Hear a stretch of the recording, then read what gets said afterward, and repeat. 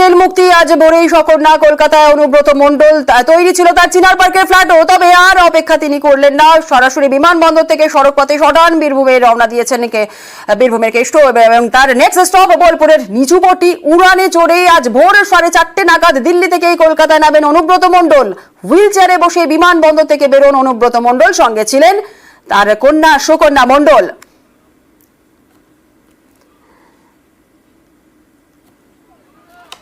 আমাদের সঙ্গে রয়েছেন আমাদের প্রতিনিধি পারাদীপের কাছ থেকে জেনে নেব আজ সকালেই বিমানবন্দরে ঠিক 4:40 নাগাদ কলকাতার বিমানবন্দরে কলকাতা ছিলেন এবং তারপরেই সরাসরি বীরভূমের উদ্দেশ্যে অনুব্রত মণ্ডল। কনভয়কে লক্ষ্য করে নিউজ 18-এর প্রতিনিধি পারাদীপ ঘোষ তিনি রয়েছেন। এই মুহূর্তে তার কনভয় কোথায় গিয়ে পৌঁছেছে একটু জেনে নেওয়ার চেষ্টা করব। পারাদীপ, এই মুহূর্তে অনুব্রত মণ্ডলের কনভয় কোথায় গিয়ে পৌঁছেছে?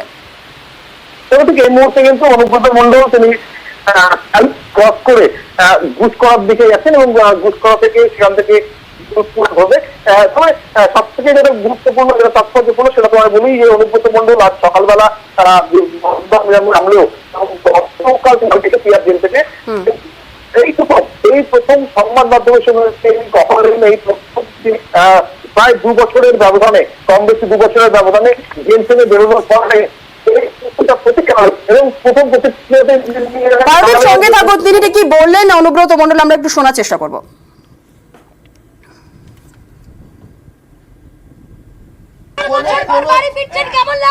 পায়ের বেদনা, কোমরের বেদনা। ববিদা বলছেন বীরভূমের বাঘ ফিরছেন। দেখুন, আমি কোনো বিতর্কে যেতে রাজি নয়। আমি কোর্টকে সম্মান করি, কোর্টের আইন আমি মেনেছি। দিদির সঙ্গে দেখা হবে মমতা বন্দ্যোপাধ্যায়? শরীর যদি ভালো থাকে, দিদি ভালো থাকুক, দিদির জন্য আমি আছি, বরাবরই থাকবো।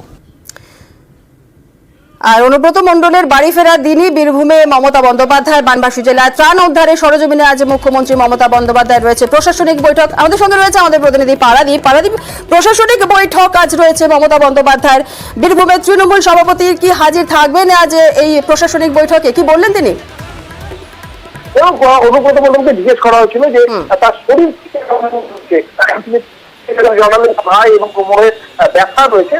একই সঙ্গে তিনি জানালেন শরীর ভালো থাকে তাহলে তৃণমূল সুপ্রিমো মুখ্যমন্ত্রী মমতা বন্দ্যোপাধ্যায়ের সঙ্গে তিনি দেখা করবেন এবং একই সঙ্গে তিনি জানিয়েছেন তিনি মমতা বন্দ্যোপাধ্যায়ের সঙ্গেই রয়েছেন এবং বাড়ি এত বছর মানে 2 বছরের কম বেশি সময়, সেই সময় ব্যবধানে আবারও বীরভূমে ফিরছেন। তাহলে তোমায় একটু আগেও বলছিলাম যে 2022-এর 11ই আগস্ট তাকে সিবিআই গ্রেফতার করেছিল এবং ওই একই মামলা, একই ইস্যুতে কেসে তাকে 16ই নভেম্বর 2022-এ ইডি অ্যারেস্ট করেছিল। অর্থাৎ মাঝখানে কেটে গেছে প্রায় 2 বছরের কম বেশি সময়। এর মধ্যে 8 মাস তিনি জেলবন্দি ছিলেন এবং প্রথমে আসানসোল সংশোধন নাগারে থাকলেও পরে তাকে তিহার জেলে নিয়ে যাওয়া হয় এবং তিহার জেল থেকে তিনি মুক্তি পান 20 সেপ্টেম্বর 2024 জামিন পান এবং এই সময়ের ব্যবধানে তিনি বীরভূমে ফিরছেন, বোলপুরে ফিরছেন এবং তাকে জানতে চাইছিল তার শরীর কেমন রয়েছে। তিনি বললেন যে তার পায়ে এবং কোমরে অল্প ব্যথা রয়েছে, তবে এতদিন পরে তিনি বাড়ি ফিরছেন, তিনি বীরভূম ফিরছেন, এটা তাকে তার যথেষ্ট ভালো লাগছে।